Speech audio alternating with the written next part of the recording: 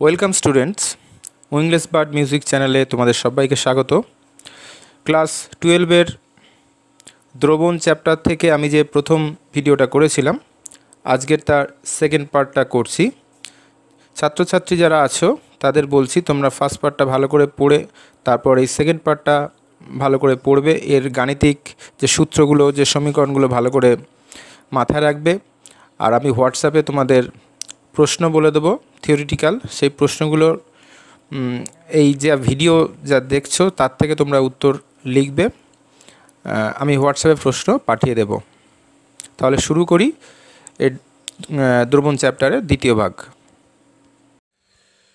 সংখ্যাগত ধর্ম বা কলিগেটিভ প্রপার্টি যে কটা আমরা দেখলাম, বাষ্পচাপের আপেক্ষিক অবনমন, স্ফুটনাঙ্কের উন্নয়ন, হিমাঙ্কের অবনমন আর অভিস্রবণ চাপ, এবার প্রত্যেকটা আমি ডিটেলসে আলোচনা করব। প্রথমে যেটা আসবো সেটা হচ্ছে দ্রবণের বাষ্পচাপের আপেক্ষিক অবনমন। আমরা আগেই পড়েছি, বিজ্ঞানের রাউল্ট দেখিয়েছেন যে একটা দ্রাবকের যে বাষ্পচাপ, তাতে যদি কোনো দ্রাব যোগ করে দ্রবণ তৈরি করি তার বাষ্পচাপ কমে যায়। সেই হিসেবে উনি একটা সূত্র প্রকাশ করেছিলেন। এবার হচ্ছে সেই বাষ্পচাপের অবনমনটা যদি হিসেব করি এবং তার থেকে যদি বাষ্পচাপের আপেক্ষিক অবনমনটা হিসেব করি, সেটা দেখব দ্রাবের মোল ভগ্নাংশের সমান হচ্ছে। আগেরটায় রাউল্টের সূত্রটা কী ছিল, বাষ্পচাপ সংক্রান্ত যে সূত্রটা কী ছিল, যে দ্রবণের বাষ্পচাপটা কী হচ্ছে না, দ্রাবকের বাষ্পচাপ আর দ্রাবকের মোল ভগ্নাংশ গুণ করলে আমরা দ্রবণের বাষ্পচাপ পাই। এবার উনি হিসেব করলেন দ্রবণের বাষ্পচাপের আপেক্ষিক অবনমন। সেটা কি না, দ্রাবকের বাষ্পচাপ যা ছিল, দ্রবণের বাষ্পচাপ যা, দুটো বিয়োগ করলে পাই আমরা বাষ্পচাপের অবনমন। আর তাকে যদি আমি আবার দ্রাবকের বাষ্পচাপ দিয়ে ভাগ করি তাহলে পাবো দ্রাবকের বাষ্পচাপের আপেক্ষিক অবনমন। সেক্ষেত্রে আমরা এই দেখো গাণিতিক রূপটা দেখো, P0 হচ্ছে দ্রাবকের বাষ্পচাপ, দ্রবণের বাষ্পচাপ P, তাহলে বাষ্পচাপের অবনমনটা কী হলো, P0 মাইনাস P। তাকে যদি আমি P0 দিয়ে ভাগ করি তাহলে হয়ে গেল বাষ্পচাপের আপেক্ষিক অবনমন। সেটা কার সমান না, দ্রাবের মোল ভগ্নাংশের সমান, যেটা আমরা ধরেছি x2। এইটা বিজ্ঞান রাউল্ট বললেন। তো এটা একটা সংখ্যাগত ধর্ম, এটা উষ্ণতার উপর নির্ভরশীল নয়, কারণ মোল ভগ্নাংশে তো কোথাও আয়তন নেই, সেই জন্য এটা উষ্ণতার উপর নির্ভরশীল নয়। এবার সংখ্যাগত ধর্ম আর কলিগেটিভ প্রপার্টি মানে আমি কী বলেছিলাম, যেটা দ্রাবের কণার সংখ্যার উপর নির্ভর করে। কি দ্রাব দেয়া হলো তার প্রকৃতি কি তার উপর কিন্তু নির্ভর করে না। তো এখানে দেখা যায়, যদি আমি দুটো পৃথক পাত্রে সমান পরিমাণ দ্রাবক নিলাম, নিয়ে দুটো পৃথক পৃথক আমি দ্রাব, কঠিন তড়িৎ অবিশ্লেষ্য দ্রাব আমি নিয়ে যদি দ্রবণ তৈরি করি, দুটো ক্ষেত্রেই দেখব যে বাষ্পচাপের আপেক্ষিক অবনমনের যে মানটা উভয় ক্ষেত্রেই সমান হচ্ছে।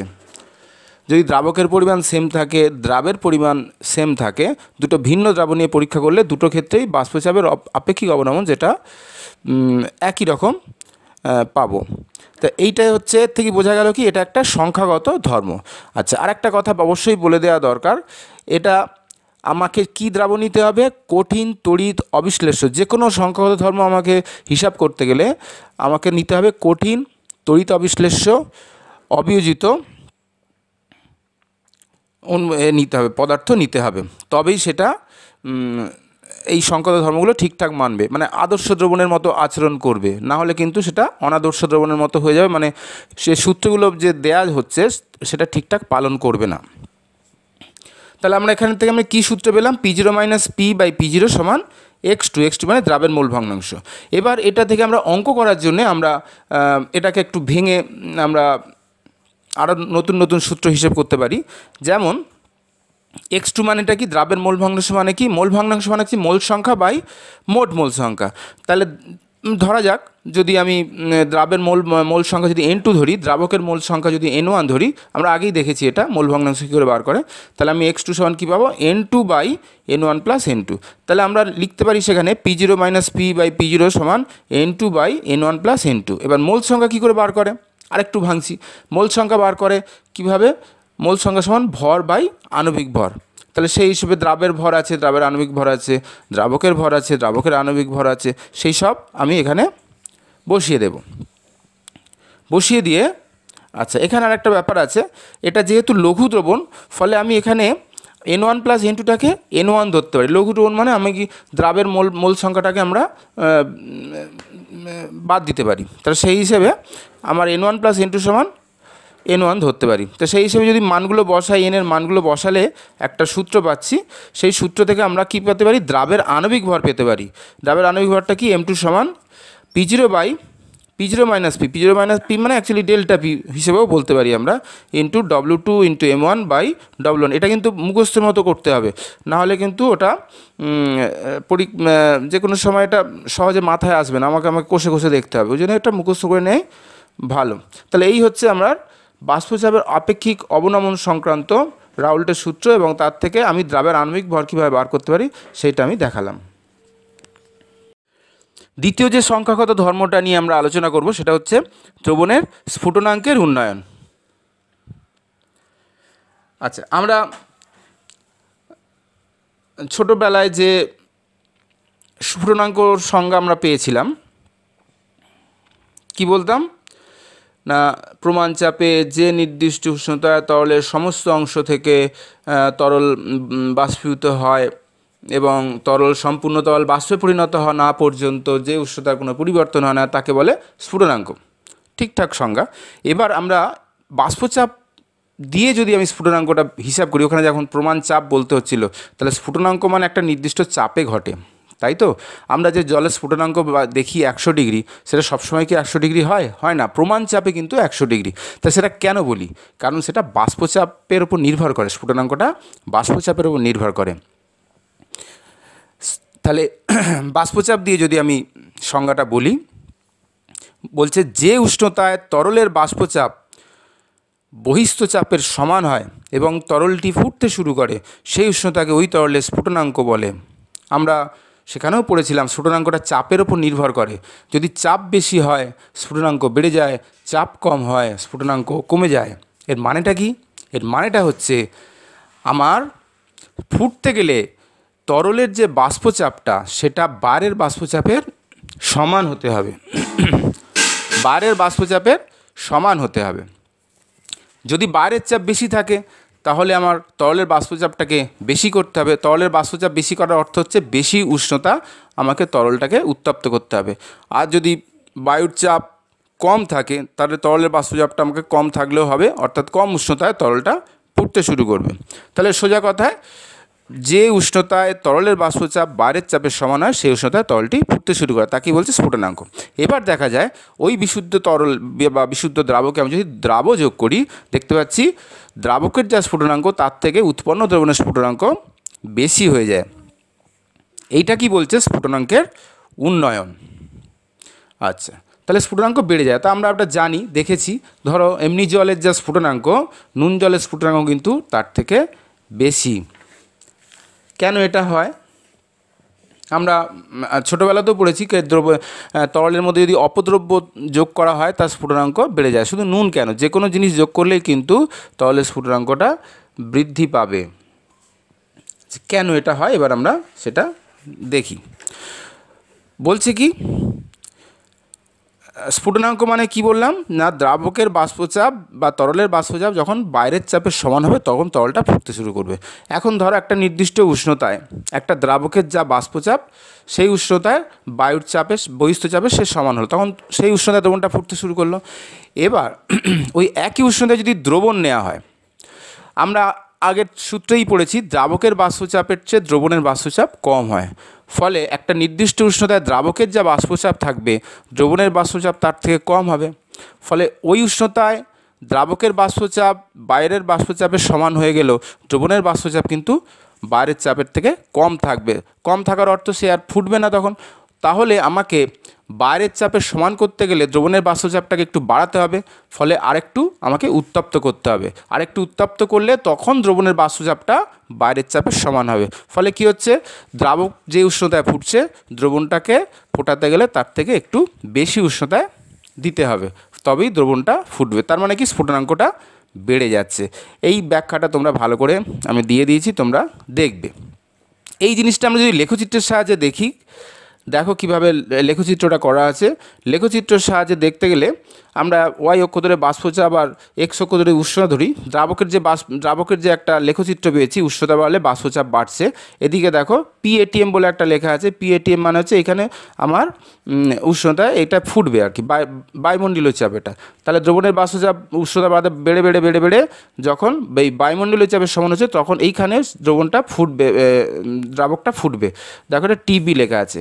আবার দ্রবণটা দেখো, দ্রবণের বাষ্প যেহেতু কম, সেটা একটু নিচু থেকে শুরু হচ্ছে, এইভাবে সেও কিন্তু বাড়ছে, উষ্ণতা বাড়লে বাড়ছে, বেড়ে বেড়ে বেড়ে বেড়ে এই পজিশানে এসে, এই M পজিশানে এসে তখন সে তবে বায়ুমণ্ডলের সমান হচ্ছে, ফলে তার স্ফুটনাঙ্কটা কিন্তু বেড়ে গেল।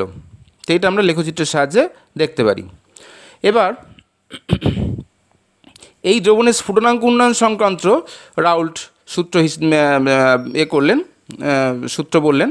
কি সূত্র? দুটো সূত্র উনি বললেন। প্রথম সূত্র কি বলছেন না, কোনো দ্রাবকে কঠিন অনুদ্বায়ী অসংযোজিত তড়িৎ অবিশ্লেষ্য দ্রাব যোগ করলে উৎপন্ন দ্রবণের স্ফুটনাঙ্কের যে উন্নয়ন হয় তা দ্রবণের মোলাল গাঢ়ত্বের সমানুপাতিক। মোলাল গাঢ়ত্ব মানেটা কি? মোলাল গাঢ়ত্ব আমরা আগেই বলেছি, গাঢ়ত্বের সব হিসেব করে দিচ্ছি। মোলালিটি যেটাকে যেরকম করে বার করে, দ্রাবের ওজন ইন্টু 1000 বাই দ্রাবকের ওজন ইন্টু দ্রাবের আণবিক ভর, সেইভাবে আমরা মোলাল গাঢ়ত্ব বার করব।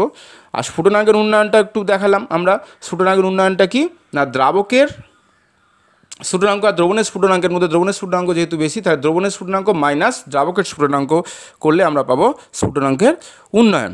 তাহলে সেক্ষেত্রে দেখতে পাচ্ছি যে সূত্রটা পেলাম, delta TB varies as small M মানে মোলাল গাঢ়ত্ব বা মোলালিটি। তাহলে সেখান থেকে আমরা পেতে পারি ডেল্টা টিবি সমান কেভি ইন্টু এম। কেবিটা কী বলছি? কেবিটা বলছে একটা মোলাল উন্নয়ন স্ফুটনাঙ্ক, মোলাল উন্নয়ন বা আণবিক স্ফুটনাঙ্ক ধ্রুবক, যেটাকে ইভিউলোস্কোপিক কনস্ট্যান্ট বলে। দ্বিতীয় সূত্রটা কি? দ্বিতীয় সূত্রটা হচ্ছে, এটা যেহেতু সংখ্যাগত ধর্ম, ফলে কি হচ্ছে, একই পরিমাণ দ্রাবকের মধ্যে ভিন্ন ভিন্ন দ্রাব যোগ করে যদি আমি এই পরীক্ষাটা করি, দেখব প্রত্যেক ক্ষেত্রে স্ফুটনাঙ্কের উন্নয়নটা একই রকম হচ্ছে। ফলে এটা যে সংখ্যাগত ধর্ম, এটা থেকে বোঝা যায়, দ্বিতীয় সূত্র থেকে বোঝা যায়। এবার এই যে ডেল্টা টিভি সমান কেবি ইন্টু স্মল এম পেলাম, তাই এর থেকে আমি অঙ্ক করার জন্য এটাকে আমি ভেঙে ভেঙে আমি সূত্র তৈরি করতে পারি, যেটা আমি এর থেকে দ্রাবকের আণবিক ভর বের করতে পারি। কীভাবে বের করেছি এখানে দেখে নাও। আমরা আগেই বললাম যে স্মল এমটাকে যদি ভেঙে নিই, W2 ইন্টু 1000 সমান W1 ইন্টু M2, সেটা যদি আমি ওখানে বসিয়ে দিই, তাহলে আমরা কী পাচ্ছি, ডেল্টা টিভি সমান KV into W2 into 1000 by W1 into M2। সেখান থেকে আমরা আণবিক ভরের মানটা বের করতে পারি। এবার এই যে কেবি বা ইভিউলোস্কোপিক কনস্ট্যান্ট যেটা পেলাম, সেটা যদি আমি সংজ্ঞা যদি আমি হিসেব করতে যাই, আমরা কি সূত্রটা কী পেলাম, ডেল্টা টিভি সমান কেভি ইন্টু এম। এখন এম যদি 1 হয়, এম 1 হলে কী পাবে, ডেল্টা টিভি সমান কেভি পাবো। এম 1 হওয়ার অর্থটা কি, 1 মোলাল দ্রবণ। 1 মোলাল দ্রবণ মানেটা কি, 1000 গ্রাম দ্রাবকে 1 মোল পদার্থ যদি দ্রবীভূত করি, তাকে বলবো 1 মোলাল দ্রবণ। তাহলে যদি 1 মোলাল যদি দ্রবণ আমি নিই, তখন যে স্ফুটনাঙ্কের যে উন্নয়নটা ঘটবে, সেটার মানই হচ্ছে ইভিউলোস্কোপিক কনস্ট্যান্টের মান। তাহলে সংজ্ঞাটা সেখানে পড়ে নেবে যে 1000 গ্রাম দ্রাবকে 1 মোল বা 1 গ্রাম অণু পরিমাণ কোনো তড়িৎ অবিশ্লেষ্য অনুদ্বায়ী অসংযোজিত কঠিন দ্রাবক দ্রবীভূত করলে দ্রবণের যে স্ফুটনাঙ্কের বৃদ্ধি ঘটে, তাকেই বলছে মোলাল স্ফুটনাঙ্ক উন্নয়ন ধ্রুবক বা কেবি। তাহলে কেবির এককটা আমি কী পাবো, আমরা পেয়েছিলাম তাহলে ডেল্টা টিভি সমান কেবি ইন্টু এম। তাহলে কেবি সমান কী পাচ্ছি, delta TV by M. Delta TV মানে কেলভিন, আর এম মানে কি, এম এর এককটাও আমরা আগে পেয়েছি মোল পার কেজি। তাহলে কেলভিন কেজি পার মোল, এইভাবে আমরা কেবির এককটা পাবো। তাহলে এইটা যদি আমি উদাহরণস্বরূপ একটা দেখি, জলের কেবি 0.515 কেলভিন কেজি পার মোলের অর্থটা তাহলে কী হবে, তাহলে কী বলবো, 1000 গ্রাম দ্রাবকে যদি, 1000 গ্রাম দ্রাবক না, এটা জলে বলেছে, 1000 গ্রাম জলে যদি যে কোনো তড়িৎ অবিশ্লেষ্য অসংযোজিত অনুদ্বায়ী কঠিন দ্রাব আমি 1 মোল পরিমাণ যোগ করি, তাহলে দ্রবণের স্ফুটনাঙ্কের উন্নয়ন সব ক্ষেত্রেই হবে 0.515 কেলভিন। তাহলে এইভাবে আমরা স্ফুটনাঙ্ক উন্নয়ন সংক্রান্ত রাউল্টের সূত্র দেখলাম এবং এই দ্বিতীয় সংখ্যাগত ধর্মটা আমরা ব্যাখ্যা করলাম। তৃতীয় যে সংখ্যাগত ধর্মটা আছে সেটা হলো দ্রবণের হিমাঙ্কের অবনমন। আচ্ছা, হিমাঙ্ক মানে এটা কী জানি, আমরা ছোটোবেলায় পড়েছি, যে উষ্ণতায় কঠিন পদার্থ তরল পদার্থ জমে কঠিনে পরিণত হয় এবং সমস্ত তরল কঠিনে পরিণত হওয়া না পর্যন্ত যে উষ্ণতার কোনো পরিবর্তন হয় না তাকে বলছে হিমাঙ্ক। মানে এটা প্রমাণ চাপে, প্রথমে প্রমাণ চাপে বলতে হবে, তা এটাও কিন্তু চাপের ওপর নির্ভর করে। আর এখন আমরা কি বলবো, এটাও কিন্তু বাষ্পচাপের ওপর নির্ভর করে, সেই জন্যই চাপটা আমাকে উল্লেখ করা প্রয়োজন। যে উষ্ণতায়, এখানে হিমাঙ্কের সংজ্ঞাটা কি, যে উষ্ণতায় কোনো পদার্থের তরল এবং কঠিন অবস্থার মধ্যে সাম্যাবস্থা রচিত হয় তাকে ওই পদার্থের হিমাঙ্ক বলে। যখন হিমাঙ্কে আসে তখন পদার্থটি তরল এবং কঠিন অবস্থার বাষ্পচাপটা সমান হয়। মানে আমি যদি 0 ডিগ্রি সেন্টিগ্রেড উষ্ণতায় প্রমাণ বায়ুমণ্ডলের চাপে বরফ রাখি এবং জল রাখি, উভয়ের বাষ্পচাপ সমান হবে। ফলে তখন জল বরফে পরিণত হবে, বরফ জলে পরিণত হবে, বরফও থাকবে জলও থাকবে। এটা কি বলছে, হিমাঙ্ক। বিশুদ্ধ দ্রাবকের যে হিমাঙ্ক, আমি যদি সেই বিশুদ্ধ দ্রাবকে কোনো দ্রাব যোগ করি তাহলে দেখব যে উৎপন্ন দ্রবণের হিমাঙ্ক তার থেকে কমে যায়। অর্থাৎ আমরা দেখেছি বাস্তবে জল যে উষ্ণতায় বরফে পরিণত হয় 0 ডিগ্রিতে, এবার জলে যদি আমি নুন যোগ করি, নুন জল কিন্তু 0 ডিগ্রিতে জমে না, তার থেকে অনেক কম উষ্ণতায় জমে, যেটা আমরা ছোটোবেলায় হিমমিশ্র পড়েছি যে নুন জলের হিমাঙ্ক -20 ডিগ্রি সেন্টিগ্রেড হয়। অর্থাৎ জল জমছে 0 ডিগ্রিতে কিন্তু নুন জল জমছে -20 ডিগ্রি সেন্টিগ্রেডে। এরকম অনেক অ্যান্টি ফ্রিজিং আমরা সলিউশন তৈরি করি যার হিমাঙ্কটা কিন্তু তাদের দ্রাবকের হিমাঙ্কের থেকে কম। অর্থাৎ হিমাঙ্কটা দ্রাবক থেকে দ্রবণে এলে হিমাঙ্কটা কমে যায়, এটাকে বলে হিমাঙ্কের অবনমন। তা যদি আমার বলি বিশুদ্ধ দ্রাবকের হিমাঙ্ক যদি আমরা TF ধরি আর দ্রবণের হিমাঙ্ক যদি T' ধরি, তাহলে হিমাঙ্কের অবনমনটা কী হবে, ডেল্টা TF সমান TF মাইনাস T'. আচ্ছা, তাহলে এই যে কমে যাচ্ছে, কেন কমছে, এটাও কিন্তু বাষ্পচাপের জন্যই হচ্ছে ব্যাপারটা, বাষ্পচাপের জন্যই ব্যাপারটা ঘটছে। আচ্ছা, আমরা কি দেখলাম হিমাঙ্ক সংজ্ঞাতে, যে হিমাঙ্কে গেলে ওই দ্রাবকের তরল দশা এবং কঠিন দশার বাষ্পচাপ কিন্তু সাম্যাবস্থায় থাকে, অর্থাৎ সমান হয়ে যায়।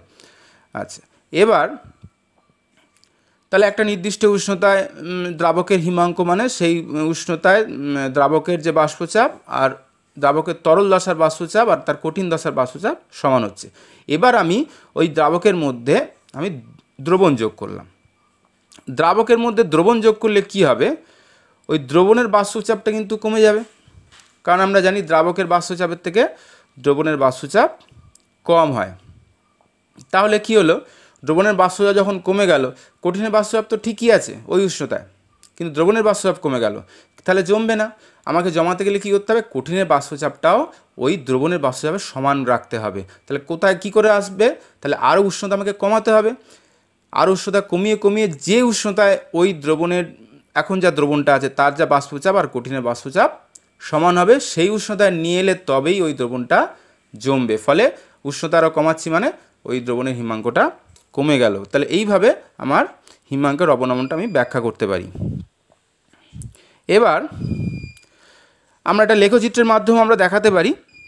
এখানে দেখো যে বাষ্পচাপ আর উষ্ণতা যে লেখচিত্র করা আছে, একটা দ্রবণের বাষ্পচাপ করা আছে আর একটা হচ্ছে দ্রাবকের বাষ্পচাপ করা আছে। এই যে বি পয়েন্ট যেটা দেয়া আছে দেখো, ওখানে দ্রাবকের তরল দশার বাষ্পচাপ আর একটু এটা হচ্ছে কঠিনের বাষ্পচাপ। দ্রাবকের বাষ্পচাপ একরকম আছে, কঠিনের বাষ্পচাপটা আর এক রকম আছে, কারণ কি তরলের যা বাষ্পচাপ আর কঠিনের বাষ্পচাপ সেইখানে কিন্তু অনেকটা পার্থক্য হয়। কিন্তু এই বি পয়েন্টে গিয়ে এই যে একটা খাঁজ আছে ওইখানে কিন্তু ওটা হচ্ছে তার হিমাঙ্ক, ওইখানে কিন্তু দুজনের বাষ্পচাপটা সমান হয়, তরল দশা আর কঠিন দশা। আর দ্রবণের ক্ষেত্রে কিন্তু আরও নিচ থেকে শুরু হচ্ছে, ফলে তার বাষ্পচাপটা গিয়ে কঠিনের সঙ্গে মিলছে কোথায়, আরও কম উষ্ণতায়, সেইটাই হচ্ছে তার হিমাঙ্ক। তার হিমাঙ্কটা কমে গেল। এইভাবে লেখচিত্রের সাহায্যে আমরা সেটা হিসেব করতে পারি। দ্রবণের হিমাঙ্ক অবনমন সংক্রান্ত রাউল্ট, এখানেও রাউল্ট দুটো সূত্র বলেছেন আমাদের। প্রথম সূত্র কি, ঠিক একই স্ফুটনাঙ্ক উন্নয়নের সঙ্গে হিমাঙ্কের অবনমন সূত্রের অনেক সিমিলারিটি আছে। কি বলছে, কোনো দ্রাবকে একটা কঠিন অনুদ্বায়ী অসংযোজিত তড়িৎ অবিশ্লেষ্য দ্রাব দ্রবীভূত করলে উৎপন্ন দ্রবণের হিমাঙ্কের যে অবনমন ঘটে তাই হচ্ছে দ্রবণের মোলাল গাঢ়ত্বের সমানুপাতিক। আমরা স্ফুটনাঙ্ক উন্নয়নের সঙ্গে যদি হিসেব করি, ওখানে ছিল delta TV varies as small M, এখানে পাবো কি delta TF varies as small M. সেক্ষেত্রে আমরা এক্ষেত্রেও আমরা একটা ধ্রুবক পাবো কে এফ, ওখানে পেয়েছিলাম কে ভি ইভিউলোস্কোপিক কনস্ট্যান্ট, এখানে পাচ্ছি কে এফ, এটা হচ্ছে ক্রায়োস্কোপিক কনস্ট্যান্ট বা মোলাল হিমাঙ্ক অবনমন। দ্বিতীয় সূত্রটা একই, দ্বিতীয় সূত্র একই, ওখানেও যেহেতু এটাও সংখ্যাগত ধর্ম, ফলে একই পরিমাণ দ্রাবক যদি ভিন্ন ভিন্ন দ্রাব তড়িৎ অবিশ্লেষ্য অবিযোজিত দ্রাব যোগ করি তাহলে উভয় ক্ষেত্রে হিমাঙ্কের অবনমন একই রকম পাবো। এখানেও আমরা দ্রাবকের আণবিক ভর গুরুত্ব নির্ণয় করতে পারি, সেটাও তোমরা দেখে নেবে ভালো করে। একই রকম স্ফুটনাঙ্কের উন্নয়নের সঙ্গে হিমাঙ্কের অবনমন হিসেবটা একই, শুধু ওখানে TF TV TF KV KF এই হচ্ছে পার্থক্য। তাহলে এখানেও দেখো দ্রাবের আণবিক ভর হিসেব করেছে M2 সমান KF into W2 into 1000 by W1 into delta TF আণবিক ভর এটা হিসেব করা হয়েছে। আচ্ছা, এবার এখানেও ক্রায়োস্কোপিক কনস্ট্যান্ট, ওখানে যেমন ইভিউলোস্কোপিক কনস্ট্যান্টের যে একটা সংজ্ঞা আমরা তৈরি করেছিলাম, এখানেও ক্রায়োস্কোপিক কনস্ট্যান্টের একটা সংজ্ঞা তৈরি করা হয়েছে। আমরা দেখতে পাচ্ছি ডেল্টা টিএফ সমান KF ইন্টু এম, সেক্ষেত্রে আমরা পাচ্ছি এম যদি 1 হয় তাহলে ডেল্টা টিএফ সমান KF হবে। তাহলে M1 মানে এক মোলাল দ্রবণ, এক মোলাল দ্রবণ মানে 1000 গ্রাম দ্রাবকে 1 মোল দ্রাব দ্রবীভূত থাকবে। এরকম যদি দ্রবণ তৈরি করা হয়, দ্রবণের হিমাঙ্কের যে অবনমন হবে সেটাই হবে KF এর মান। এক্ষেত্রেও KF এর এককও একই, কেলভিন কেজি পার মোল। জলের ক্ষেত্রেও আমরা এটা হিসেব করতে পারি, জল দিয়ে একটা উদাহরণ দিয়ে দেওয়া আছে, সেটা দেখে নেবে। তাহলে এটা হলো আমার হিমাঙ্কের অবনমন সংক্রান্ত যে ব্যাখ্যা। আচ্ছা, এই হিমাঙ্কের যেহেতু অবনমন ঘটে, আমরা যেটা বললাম হিমমিশ্র তৈরি করি, ঠিক একইভাবে ওটা ওই অ্যান্টি ফ্রিজিং সলিউশন আমরা তৈরি করতে পারি। অ্যান্টি ফ্রিজিং সলিউশন মানে কি, যেখানে 0 ডিগ্রি সেন্টিগ্রেডের উষ্ণতার নিচে হয়তো জল জমে যাবে, কিন্তু ওই অ্যান্টি ফ্রিজিং সলিউশনটা যোগ করলে জলটা জমবে না। যেমন শীত প্রধান দেশে ধরো 0 ডিগ্রি সেন্টিগ্রেড উষ্ণতার নিচে গাড়ির রেডিয়েটরে যে জল ব্যবহার করা হয় সেটা ধরো জমে যেতে পারে, কিন্তু ওখানে যদি আমরা অ্যান্টি ফ্রিজিং সলিউশন হিসেবে ইথিলিন গ্লাইকল যোগ করি তাহলে কি হবে, আমার ওখানে জলটা রেডিয়েটরের জলটা জমবে না। এই হলো হিমাঙ্ক অবনমন সংক্রান্ত আলোচনা। চতুর্থ যে সংখ্যাগত ধর্ম নিয়ে আমরা আলোচনা করব সেটা হচ্ছে অভিশ্রবণ সম্পর্কিত। আচ্ছা, প্রথমে আমরা জেনে নিতে হবে অভিশ্রবণ ব্যাপারটা কি। অভিশ্রবণ আমরা জানি যে দুটো তরল, একটা হচ্ছে দ্রবণ, একটা হচ্ছে দ্রাবক, এটা যদি কোনো অর্ধভেদ্য পর্দা দিয়ে আমরা পৃথক করে রাখি, দেখা যাবে দ্রাবক থেকে দ্রবণে দ্রাবকের কণাগুলো চলাচল করে যতক্ষণ না পর্যন্ত একটা নির্দিষ্ট গাঢ়ত্ব উভয়ের মধ্যে সমান হচ্ছে। এইটাকে বলছে অভিশ্রবণ। এটা কেন হয় আমরা দেখেছি, কি উদাহরণ আগে বলে নিই। উদাহরণ ধরো কিশমিশ, একটা শুকনো কিশমিশ কিছু যদি আমি জলে রেখে দিই, দেখব কি আস্তে আস্তে ওটা ফুলে উঠছে। কিছুদিন আগে বাজারে সে ম্যাজিক বল উঠেছিল, যে ছোট্ট ছোট্ট দানা জলে রেখে দিলে সেটা ফুলে যেত। কিংবা আমরা দেখেছি কতিলা, বাড়িতে দেখেছি কতিলার ছোট্ট ছোট্ট দানা যখনই জলে দিচ্ছি, জলে ডুবিয়ে রাখছি, অনেক কিছুক্ষণ পরে ওটা ফুলে উঠছে। তো এই যে ব্যাপারগুলো, এটা কিন্তু অভিশ্রবণের জন্য ঘটে। প্রত্যেক ক্ষেত্রে দ্রাবকটা অর্ধভেদ্য পর্দার মধ্য দিয়ে দ্রবণে চলে আসে। কেন এটা হয়? এটা মেনলি হচ্ছে বাষ্পচাপ দিয়ে যদি ব্যাখ্যা করি, দেখা যাচ্ছে যে দ্রবণ আছে আর দ্রাবক আছে।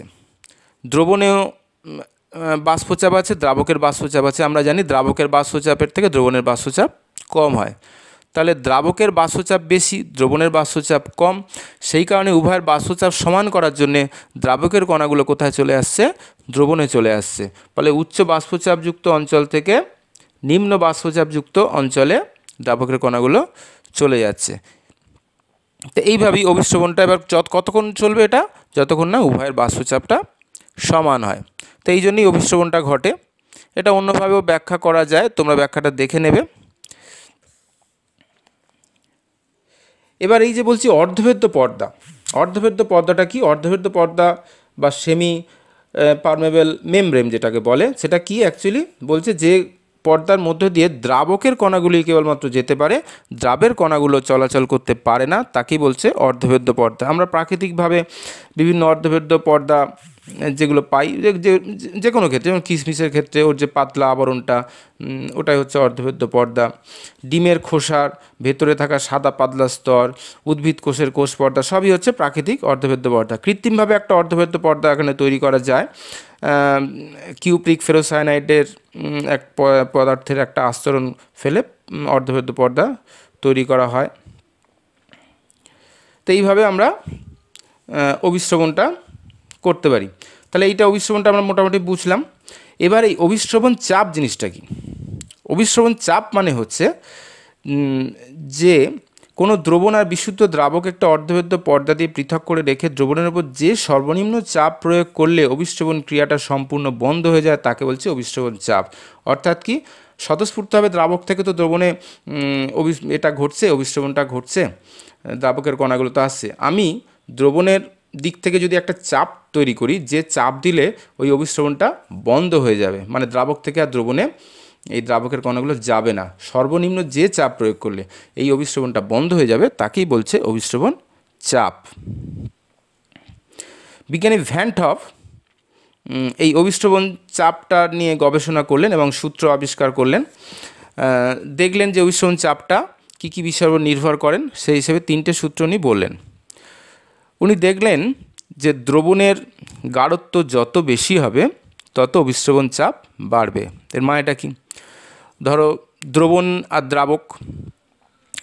দ্রাবক আলাদা করা আছে। দ্রবণের গাঢ়ত্ব বেশি, এর কথা অর্থটা কি? দ্রাবের পরিমাণ বেশি, দ্রাবকের পরিমাণ কম। যত দ্রাবের পরিমাণ বেশি হবে তার বাষ্পচাপ তত কম। আর এদিকে দ্রাবকের, বিশুদ্ধ দ্রাবক যেটা আছে আলাদা করা, তার বাষ্পচাপ অনেক বেশি। ঠিক যেভাবে আমরা তড়িতের ক্ষেত্রে পেতাম, বা একটা জলের যে উচ্চতার ব্যাপার আমরা পেতাম, ধরো উচ্চ বা উষ্ণতার যে পার্থক্য যেরকম পাই, যে উচ্চ অঞ্চল থেকে নিম্ন অঞ্চলে যখন প্রবাহ হয়, দুজনের অঞ্চলের মধ্যে পার্থক্য যত বেশি হয় তত প্রবাহটা খুব দ্রুত হয়। এক্ষেত্রেও তাই হচ্ছে যে যদি দ্রবণের গাঢ়ত্বটা বেশি হয়, দুজনের বাষ্পচাপের পার্থক্যটা অনেক বেশি হবে, ফলে খুব তাড়াতাড়ি দ্রাবকের কণাগুলো ওই দ্রবণে প্রবেশ করতে চাইবে। ফলে কি হচ্ছে, উল্টো দিক থেকে আমাকে বেশি চাপ দিতে হবে, তবেই অভিশ্রবণটা বন্ধ করা যাবে। সেই কারণে বলছে দ্রবণের গাঢ়ত্ব যদি বেশি হয়, অভিশ্রবণ চাপটাও বেশি হবে। আর দ্বিতীয় সূত্র কি বলছে? দ্বিতীয় সূত্র বলছে উষ্ণতা। বলছে যে অভিশ্রবণ চাপটা দ্রবণের পরম উষ্ণতার সমানুপাতিক। তাহলে অভিশ্রবণ চাপটা দুটো বিষয়ের উপর হলো, গাঢ়ত্বের সঙ্গে সমানুপাতিক হলো আর পরম উষ্ণতার সঙ্গে সমানুপাতিক। উষ্ণতা বাড়লে অভিশ্রবণ চাপটা বাড়বে। উষ্ণতা বাড়লে কী হচ্ছে, কণাগুলো, এই যে দ্রাবকের কণাগুলোর গতিশীলতা বৃদ্ধি পাবে, ফলে খুব দ্রুত তারা দ্রবণে প্রবেশ করতে চাইবে, ফলে সেক্ষেত্রে অভিশ্রবণ চাপটা বৃদ্ধি পাবে। এই দুটো সূত্র নিয়ে আমরা একটা সমীকরণ পেতে পারি, যেটাকে বলা ভ্যান টপের অভিশ্রবণ চাপ সমীকরণ। কি করা হচ্ছে, আমি ম্যাথমেটিক্যালি ব্যাপারটা বলবো। ধরা যাক আমরা অভিশ্রবণ চাপটাকে পাই হিসেবে ধরা যাক অভিশ্রবণ চাপ পাই, উষ্ণতা, পরম উষ্ণতা ধরলাম পরম উষ্ণতা ধরলাম টি, আর মোলার গাঢ়ত্ব ধরলাম সি।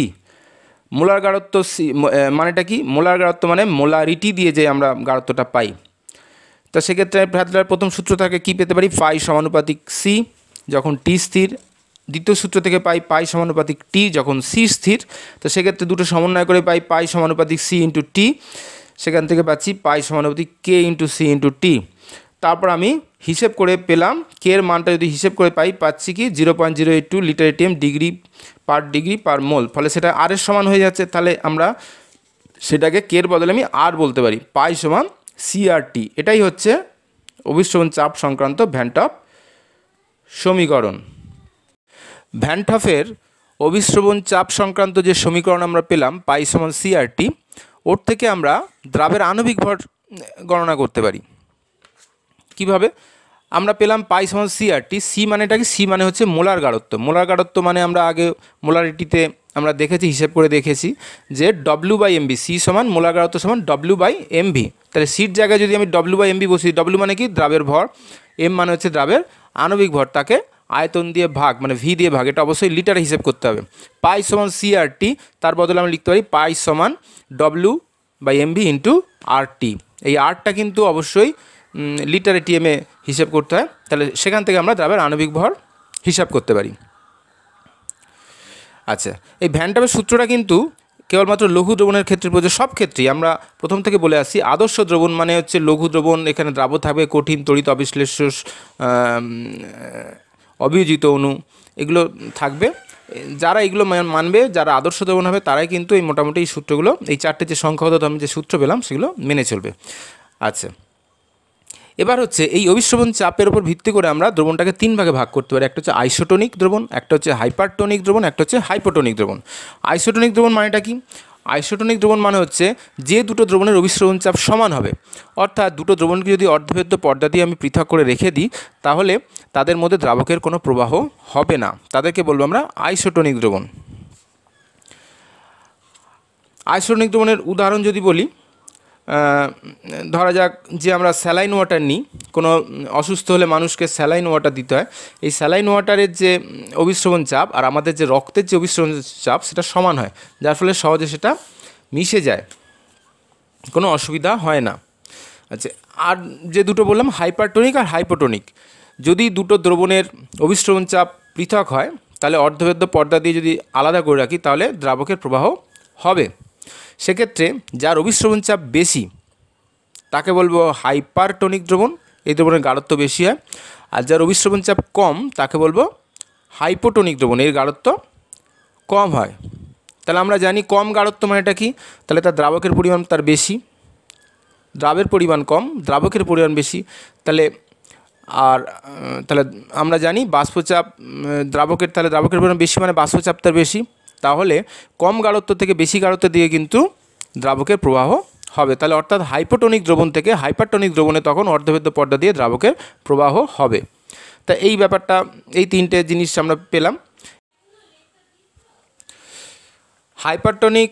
হাইপোটোনিক আর আইসোটোনিক দ্রবণের তিনটে উদাহরণ আমি দেখে নেব। যদি লোহিত কণিকাগুলোকে আমরা বিভিন্ন গাঢ়ত্বের তরলে আমি রাখি, লোহিত কণিকাকে, সেক্ষেত্রে আমরা কোথায় কি দেখতে পাবো? লোহিত কণিকার মধ্যে তরলের যে গাঢ়ত্ব থাকে মোটামুটি 0.84%। এবার সেই লোহিত কণিকাকে যদি আমি পাতিত জলের মধ্যে রাখি, তাহলে কি হবে? পাতিত জল মানে সম্পূর্ণ মানে বিশুদ্ধ দ্রাবক একদম, ফলে দ্রাবকের গাঢ়ত্ব বেশি, দ্রাবকের বাষ্পচাপটা বেশি হবে। ফলে কি হবে? ওই জলগুলো কোথায় ঢুকবে? লোহিত কণিকার মধ্যে ঢুকে যাবে। ফলে কি হবে? লোহিত কণিকা মোটা স্ফীত হয়ে যাবে এবং ফেটে যাবে। এই ঘটনা কি বলছে? হিমোলিসিস। মানে আমি যদি সিম্পল জল একটা মানুষের শরীরে ইনজেক্ট করে দিই, ওটা ফুলে যাবে, জায়গাটা ফুলে যাবে এবং লোহিত কণিকা ফেটে যাবে, হিমোলিসিস হবে। আচ্ছা, এবার যদি লোহিত কণিকাকে যদি 4% NaCl এর জলীয় দ্রবণে রাখি, 4% NaCl এর জলীয় দ্রবণে রাখলে কি হবে? 4% মানে গাঢ়ত্ব বেশি, দ্রবণের গাঢ়ত্ব বেশি মানে দ্রাবকের পরিমাণটা কম, যার ফলে লোহিত কণিকার গাঢ়ত্ব কত পেলাম আমরা? 0.84%, যার ফলে লোহিত কণিকা থেকে দ্রাবকটা বেরিয়ে চলে আসবে পাতিত জল 4% NaCl দ্রবণে, যার ফলে লোহিত কণিকাটা আস্তে আস্তে চুপসে যাবে। ঠিক আছে, এই ঘটনাটাকে বলছে ক্রিনেশন, লোহিত কণিকা চুপসে যাবে। আর যদি দ্রাবকের গাঢ়ত্ব যদি 0.84% রাখি, এমন একটা নুন জল তৈরি করলাম, যেটাকে আমরা কি বলি ডাক্তারি ভাষায় স্যালাইন ওয়াটার। সেই স্যালাইন ওয়াটারে নুন জল যেটা থাকে তার গাঢ়ত্ব হচ্ছে 0.84% NaCl এর দ্রবণ। ফলে সেই দ্রবণটা যদি মধ্যে যদি লোহিত কণিকা রাখি, তাহলে দুজনের গাঢ়ত্ব সমান, যার ফলে সেক্ষেত্রে কিন্তু কিছু সংকোচনও হবে না বা প্রসারণও হবে না, সহজেই সেটা ওই স্যালাইন ওয়াটার সেই জন্যই সহজেই আমাদের শরীরে ঢুকে যায়। তো এইটা আমরা এই তিনটে পার্থক্য আমরা পেলাম। আচ্ছা, এবার আমরা দেখি বিপরীত অভিশ্রবণ। বিপরীত অভিশ্রবণ ব্যাপারটা কি? বিপরীত অভিশ্রবণ হচ্ছে দ্রাবক, এমনি অভিশ্রবণটা কি? দ্রাবক থেকে দ্রবণের মধ্যে দ্রাবকের কণাগুলো যাচ্ছে। এবার একটা অভিস্রবণ চাপ দিলে, ন্যূনতম একটা চাপ দিলে আমার সেই অভিস্রবণটা বন্ধ হয়ে যাচ্ছে। এবার যদি ওই অভিস্রবণ চাপের থেকে বেশি চাপ আমি ওইখানে দিই, তাহলে কী হবে? তখন উল্টো জিনিস ঘটবে, অর্থাৎ দ্রবণ থেকে দ্রাবকের কণাগুলো আবার পুনরায় দ্রাবকে ফিরে যাবে। এই জিনিসটাকে বলছে বিপরীত অভিস্রবণ। তাহলে সেক্ষেত্রে কি হচ্ছে, আমাকে এক্ষেত্রে হচ্ছে কি দ্রবণ থেকে দ্রাবকের মধ্যে দ্রাবকের কণাগুলো চলে যাচ্ছে। বিপরীত অভিস্রবণে কী হচ্ছে, অভিস্রবণ চাপের থেকে বেশি চাপ আমার দ্রবণের দিক থেকে দিতে হবে। এই প্রক্রিয়া কাজে লাগে কিন্তু লবণাক্ত জল থেকে লবণমুক্ত পানীয় জল উৎপন্ন করা হয়। এটা তোমরা দেখে নেবে। আমাদের বাস্তবের কিছু ঘটনা অভিস্রবণ চাপের সঙ্গে সম্পর্কযুক্ত। যেমন যারা হাই ব্লাড প্রেশারের রুগী, ডাক্তাররা তাদের কি বলছে, তাদের নুন খেতে বারণ করে। নুন খেতে কেন বারণ করে? যদি আমরা নুন খাই, সেই নুনটা কোথায় মেশে? রক্তে মেশে। Na+Cl- আয়ন সেটা রক্তে মিশে যাচ্ছে। রক্তে যত মিশে যাবে তাদের গাঢ়ত্ব বেড়ে যাবে। গাঢ়ত্ব বেড়ে গেলে তার অভিস্রবণ চাপ বাড়বে। অভিস্রবণ চাপ বাড়লে কি হবে? রক্তর যে কোষের যে জলগুলো, তার থেকে তো রক্তের গাঢ়ত্ব বেড়ে যাচ্ছে, যার ফলে হাইপোটোনিক দ্রবণ হয়ে যাচ্ছে কোষের যে তরলগুলো, তার থেকে জলীয় অংশটা আমাদের রক্তে মিশে যাচ্ছে। অনেকে বলে, কথার কথা বলে, রক্ত জল হয়ে যায়, নুন খেলে রক্ত জল হয়ে যায়। এর কথা অর্থটা এটাই যে আমার যদি রক্তে Na+Cl- আয়নের গাঢ়ত্ব বেড়ে যায়, তাহলে কোষ থেকে জলগুলো সব ওই রক্তে মিশে যায়, মানে শিরায় রক্তের যে চাপটা সেটা বেড়ে যায়। সেই জন্যই বলছে ডাক্তাররা বলে যে হাই ব্লাড প্রেশার যারা, তাদের নুন খাওয়া বারণ। আচ্ছা, আমার গলার সমস্যার জন্য নুন জল দিয়ে গার্গেল করতে বলা হয়। নুন জল দিয়ে গার্গেল করতে কেন বলা হয়? নুন জলে কী হচ্ছে, গলার কোষে জমে থাকা যে জল, তার সঙ্গে নুন জল যেটা খাচ্ছি সেটা তো হাইপারটোনিক দ্রবণ, আর গলায় যে কোষে যে জলটা জমে আছে সেটা হাইপোটোনিক দ্রবণ, যার ফলে কি হচ্ছে, ওই গার্গেল করার সময় ওই হাইপোটোনিক দ্রবণ থেকে হাইপারটোনিকে জলগুলো এতক্ষণ সংখ্যাগত ধর্ম নিয়ে যে আলোচনা করা হলো, 4টি সংখ্যাগত ধর্ম নিয়ে আমরা আলোচনা করলাম। আগেও বলেছি, আবার বলছি, এই যে সংখ্যাগত ধর্মগুলোর যে সূত্রগুলো, সেই সূত্রগুলো পুরোপুরি মেনে চলবে কারা? যারা আদর্শ দ্রবণ। আদর্শ দ্রবণ অবশ্যই লঘু হতে হবে, দ্রাবটা অবশ্যই তড়িতাবিশ্লেষ্য, কঠিন, অবিয়োজিত অণু হতে হবে। এই সমস্ত কিছু মানলে তবেই তারা কিন্তু ওই সংখ্যাগত ধর্মের যে সমীকরণগুলোকে, সূত্রগুলো, সেটা ঠিকঠাক করে মেনে চলবে। কিন্তু যারা ওই অবিয়োজিত অণু হবে না, আচ্ছা অবিয়োজিত অণু বলতে কোনগুলো হতে পারে বলে দিই। যারা সমযোজী যৌগ, মোটামুটি ধরো চিনির দ্রবণ, ইউরিয়ার দ্রবণ, সুক্রোজের দ্রবণ, এইগুলো মোটামুটি পরীক্ষালব্ধ মানের সঙ্গে তাত্ত্বিক মান মোটামুটি সঙ্গতিপূর্ণ হয়। কিন্তু যারা তড়িৎ বিশ্লেষ্য দ্রবণ হবে, যেটা আমরা অনাদর্শ দ্রবণের ক্ষেত্রে বলেছিলাম, কিছু অণু আছে যারা দ্রবণে গেলে যুক্ত হয়ে যায়, কিছু অণু আছে যারা দ্রবণে গেলে আয়নে ভেঙে যায়। এদের ক্ষেত্রে অবশ্যই এই সংখ্যাগত ধর্মগুলো ঠিকঠাক এরা পালন করবে না। তাই এদেরকে বলবো, এদের সঙ্গে এই যে সংখ্যাগত ধর্মগুলো হবে, এদেরকে বলবো মানে অস্বাভাবিক সংখ্যাগত ধর্ম। মানে এদের ক্ষেত্রে যারা তড়িৎ বিশ্লেষ্য হবে, যারা আয়নে ভেঙে যাবে বা যারা দ্রবণে এসে যুক্ত হয়ে যাবে, তাদের ক্ষেত্রে কিন্তু তাত্ত্বিক মানের সঙ্গে পরীক্ষালব্ধ মানের কিন্তু পার্থক্য হবে, সমান হবে না। তা এই পার্থক্যটা দূর করার জন্যে বিজ্ঞানী ভ্যান টফ একটা গণনা করলেন, যেটাকে বলছে ভ্যান টফ ফ্যাক্টর। সেটা কি না, উনি দেখলেন যে এই যে যারা অস্বাভাবিক সংখ্যাগত ধর্ম পালন করে, তাদের ক্ষেত্রে পরীক্ষালব্ধ মানের সঙ্গে তাত্ত্বিক মানের পার্থক্য হয়। উনি করলেন কি, তাদের একটা অনুপাত করলেন, পরীক্ষালব্ধ মান বাই তাত্ত্বিক মান, পরীক্ষালব্ধ সংখ্যাগত ধর্ম বাই তাত্ত্বিক সংখ্যাগত ধর্ম, তাই অনুপাত করলেন। সেটাকে উনি আই দিয়ে ডিনোট করলেন। আমি যদি তাত্ত্বিক মানের সঙ্গে এই আইটা গুণ করে দিই, তাহলেই আমি পরীক্ষালব্ধ অভিস্রবণ চাপ বলো, পরীক্ষালব্ধ স্ফুটনাঙ্কের উন্নয়ন বলো, বা পরীক্ষালব্ধ হিমাঙ্কের অবনমন বলো, এই মানগুলো ঠিকঠাক পেয়ে যাব। তাহলে অর্থাৎ কি পেলাম, যে তাত্ত্বিক সংখ্যাগত ধর্ম সঙ্গে যদি আমি ভ্যান টাফ ফ্যাক্টর গুণ করি আমরা পরীক্ষালব্ধ সংখ্যাগত ধর্মের মান পেয়ে যাব।